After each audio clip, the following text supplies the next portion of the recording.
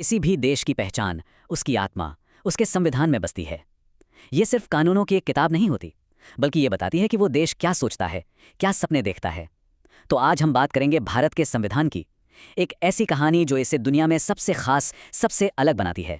चलिए शुरुआत करते हैं सिर्फ एक नंबर से, 395। जब 1950 में हमारा संविधान लागू हुआ तो पता है इसमें कितने अनुच्छेद थे? पूरे 395। और आज 70 साल से भी ज्यादा हो गए हैं, कई बदलाव हुए और अब ये संख्या बढ़कर 450 के भी पार जा चुकी है। सोचिए, ये दिखाता है कि ये दस्तावेज सिर्फ कागज का टुकड़ा नहीं है, ये समय के साथ बदला है और आज भी उतना ही जरूरी है। तो आखिर इस इतने बड़े दस्तावेज को बनाया कैसे गया, और ऐसी क्या बात है जो इसे दुनिया के बाकी संविधानों से इतना अलग, इतना खास बना देती है? चलिए इसी सवाल का जवाब ढूंढते हैं। सबसे पहली और सबसे बड़ी बात, हमारा संविधान दुनिया का सबसे बड़ा लिखित संविधान है। जी हाँ, सबसे बड़ा। इसका मतलब यह है कि किसी भी दूसरे लोकतांत्रिक देश का संविधान इतना ज्यादा डिटेल्ड, इतना लंबा नहीं है। यह हमारे जीवन के लगभग हर पहलू को कहीं ना कहीं छूता है। और इसे बनाने में जो मेहनत लगी वो भी कोई कम नहीं थी।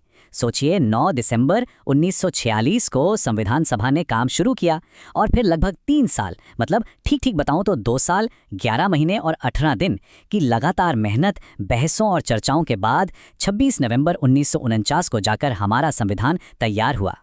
लेकिन बात सिर्फ नियमों और कानूनों की नहीं है। यहाँ एक बहुत ही दिलचस्प पहलू है। हमारा संविधान कला का एक शानदार नमूना भी है ना? हैरान करने वाली बात।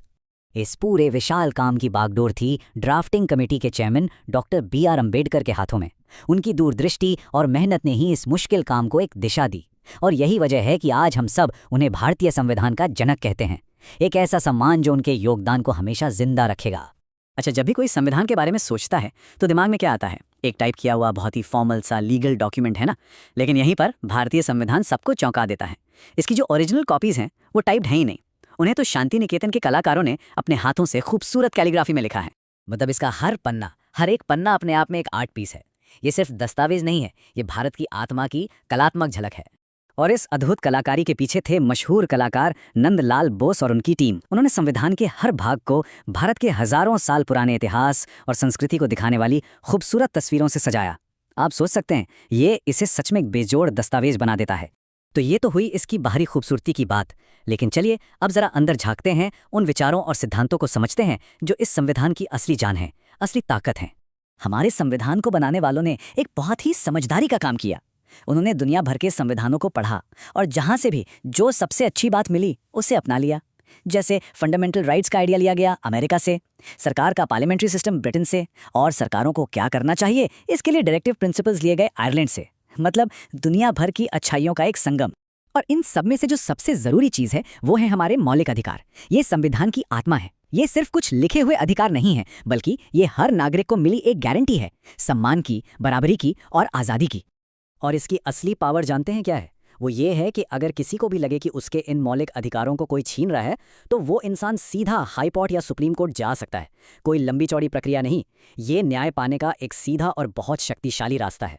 एक बात और समझनी बहुत जरूरी है, हमारा संविधान कोई ऐसी चीज नहीं है जो एक बार लिख दी गई और बस पत्थर की लकीर बन गई। नहीं, ये एक लिविंग डॉक्यूमेंट है। मतलब एक ऐसा दस्तावेज जो जिंदा है, जो समय के साथ सांस लेता है, बदलता है और देश को रास्ता दिखाता है।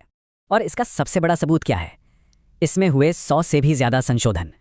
ये अमेंडमेंट्स दिखाते हैं कि हमारा संविधान कितना फ्लेक्सिबल है। जैसे जैसे समाज बदला, जरूरतें बदली, इसने भी खुद को ढाला। चाहे वो शिक्षा का अधिकार हो या फिर पंचायती राज को मजबूत करने की बात। या एक और मजेदार बात है, जो ओरिजिनल संविधान था ना, वो एक नहीं बल्कि 2 भाषाओं में एक साथ तैयार किया गया था, हिंदी और अंग्रेजी।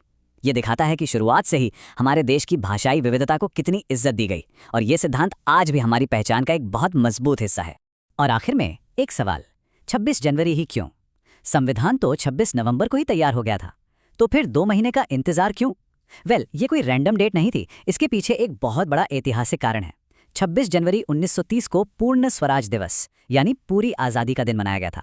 तो उसी खास दिन को हमेशा के लिए यादगार बनाने के लिए 1950 में संविधान को इसी तारीख पर लागू किया गया।